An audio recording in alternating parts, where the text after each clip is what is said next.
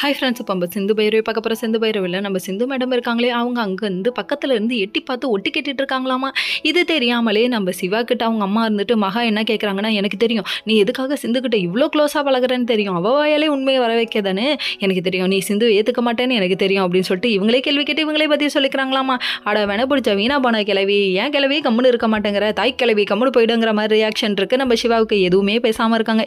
இப்படி ஒரு எண்ணத்தோடு இருக்கிற அம்மா கிட்ட என்னத்தை போய் பேசுறதுன்னு அவர் கம்முன்னு இருக்காரு. இது தப்பாக புரிஞ்சுக்கிறாங்க. நம்ம சிந்து தப்பாக புரிஞ்சுக்கிட்டது மட்டுமா, அவங்க அடிக்கிற அலப்பறை பார்க்கணுமே, எத்தனை நாளுக்கு இப்படி வீம்பா இருப்பேன் நானும் பார்க்குறேன். அதாவது சிவாவுக்கு எப்பொழுதும் இவங்க தான் சமைச்சு எடுத்துகிட்டு போவாங்க. ஆனால் இந்த தடவை பார்த்தா சமைச்சு கொண்டு போய் கொடுத்து விட்டுட்டு வந்துட்டாங்க.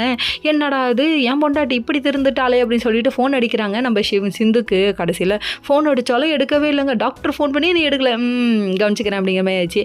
சரி, இதுக்கெல்லாம் காரணம் யார், இந்த காட்டெருமைக்கு போகிற இந்த காட்டெருமை தான் அப்படிங்கிற மாதிரி ஆயிடுச்சு. சரி விடுங்க, பார்த்துக்கலாம் அப்படிங்கிற மாதிரி ஆயிடுச்சு.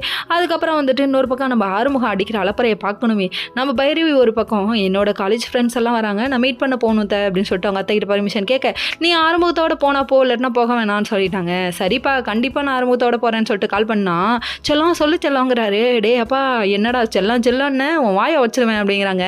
நல்லா அடிபுடி சண்டை பேர் தான் இவங்க அப்படிங்கிற மாதிரி ஆயிடுச்சு. சரி, இதெல்லாம் ஒரு பக்கம் இருக்குது. அதுக்கப்புறம் நான் மாமா எப்படி சிட்டா பறந்து வரேன் பாரு அப்படின்னு சொல்லிட்டு இவர் வேகமாக வந்து ஒரு வண்டியில் இழிக்க, அவர் கோட்டு ஷூட்டெல்லாம் போட்டு வந்ததில் சாரிங்க, கூலிங் கிளாஸு கருப்பு, கண்ணு தெரியலை அப்படிங்கிற மாதிரி ஆயிடுச்சு. பகல்லே பசுமாடு தெரியல, உனக்குலாம் எதுக்குடா கண்ணாடி,